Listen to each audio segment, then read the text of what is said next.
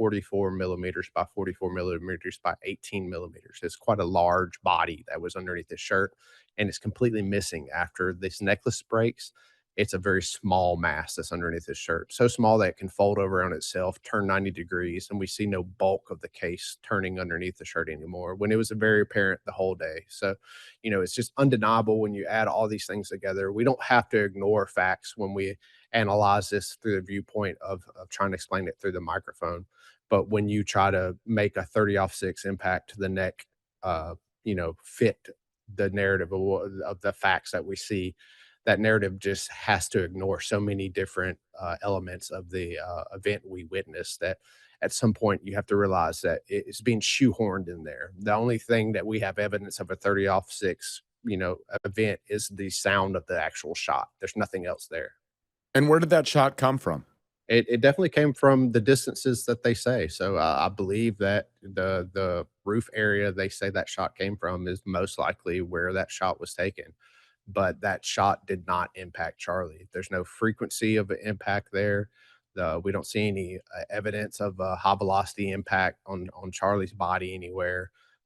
So you have to have a cause and effect, right? We have the cause, but there's no effect from that cause. So at some point, you have to just really write off the rifle shot as a secondary event. It didn't have anything to do with the actual, a lethal event that happened to Charlie. Was completely The rifle shot was just a ruse for it. It happened in and around that frequency of that rifle shot traveling past Charlie, but the actual energy of the rifle shot had nothing to do with the lethal event that we saw underneath the tent. It's really hard to believe that even in these preliminary hearings, Tyler Robinson's defense team isn't pointing any of this out.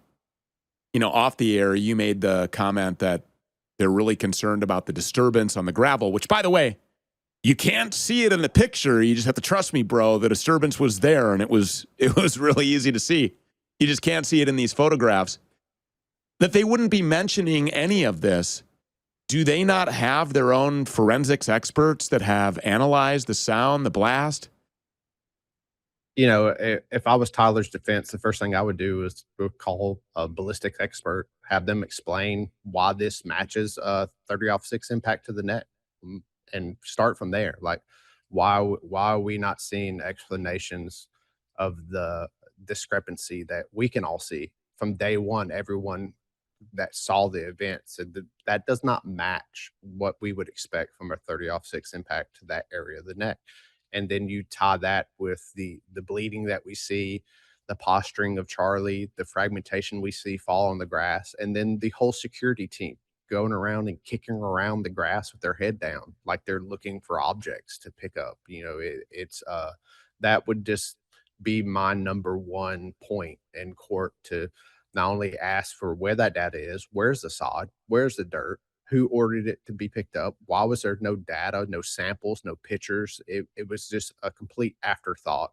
By the time anyone could have asked any questions about it, it was trucked off and gone, and we'll probably never know where that sod ended up or where that dirt ended up. It's just going to be lost in